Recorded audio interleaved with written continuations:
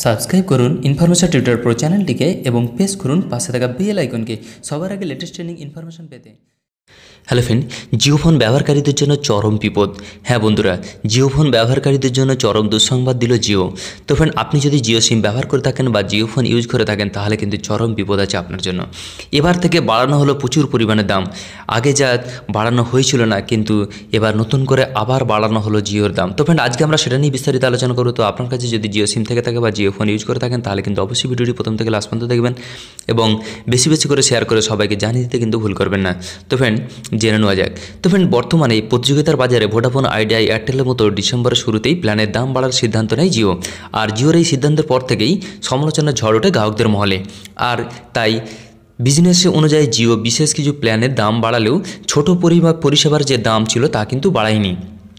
আর তাতেই খুশি হয়ে যায় গ্রাহকরা। কিন্তু এবার জিও ফোন ব্যবহারকারীদের জন্য দুঃসংবাদ, কারণ সম্প্রতি জিও ঘোষণা অনুযায়ী সবচেয়ে ছোট রিচার্জ যেটা ছিল 49 টাকা রিচার্জ তা বন্ধ করা হচ্ছে এবং তার বদলে করা হচ্ছে 75 টাকা রিচার্জ। অর্থাৎ সবচেয়ে ছোট রিচার্জ এবার 75 টাকা, আর আপনি 49 টাকা দিয়ে রিচার্জ করতে পারবেন না।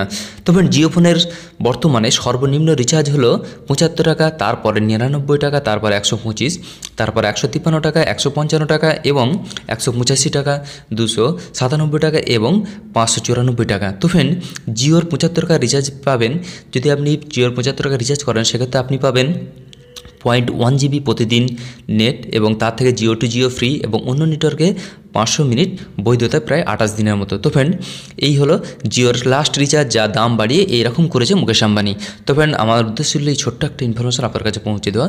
ভালো লাগলে অবশ্যই লাইক করবেন এবং বেশি বেশি করে শেয়ার করে সবাইকে জানিয়ে দিতে ভুল করবেন না। তো ফ্রেন্ড, আপনার মতামতটা যে জিও সিম যে কন্টিনিউ তার দাম বাড়াতে চলেছে তার জন্য গ্রাহকরা কতটা উপকৃত হবে বা জিওর গ্রাহকরা কি থাকবে আগের মতোই, তো অবশ্যই কমেন্ট বক্সে লিখে জানাতে ভুলবেন না। Thank you friend, thank you for watching.